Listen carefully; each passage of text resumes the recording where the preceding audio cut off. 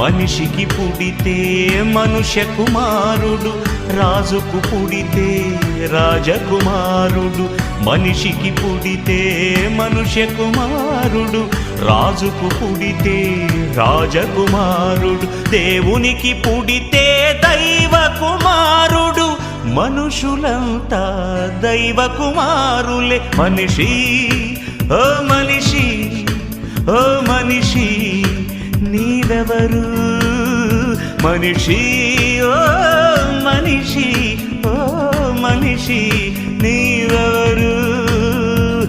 యాక్టరువైనా డాక్టరువైనా మంత్రివైనా ధనవంతుడివైనా బ్రతికుండగానే పేరున్నవాడవు, మరణించగానే శవానివి.